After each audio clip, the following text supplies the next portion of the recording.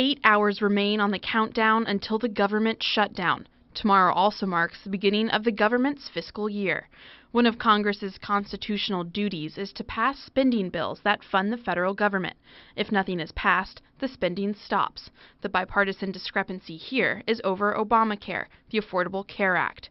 Stuart Eizenstat is the former United States ambassador to the European Union and served in 3 U.S. administrations. In an exclusive WUFT interview, Ambassador Eizenstat says bipartisan financial tension is nothing new.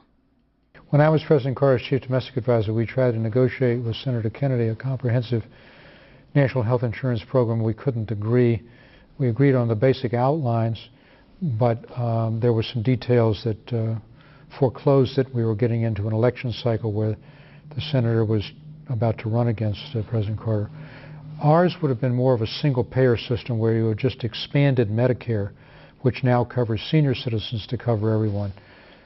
The President Obama, would have actually preferred that single-payer system, but there was such opposition from both conservative Democrats and from Republicans and from the insurance companies who felt they'd be cut out of business that this more complicated system has come into play.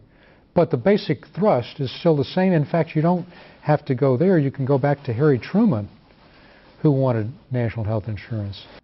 Eizenstat says the debate shouldn't be over whether or not the government will shut down, but rather what will be done to bring it back. What's likely to happen over the next several days as pressures build up is I think the compromise will be over accepting this repeal of the tax on medical devices. I think that will be the ultimate compromise, but it won't be one reached unless something extraordinary happens between now and midnight tonight.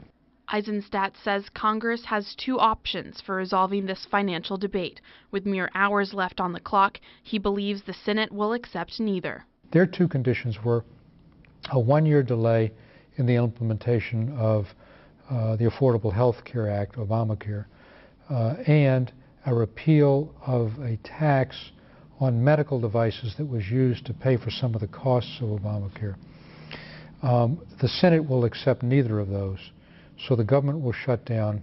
The reaction after midnight tonight is something Eizenstat believes will likely contribute to how long the shutdown lasts. No one can be sure how long it will last. It probably will depend on public reaction, on reaction of financial markets.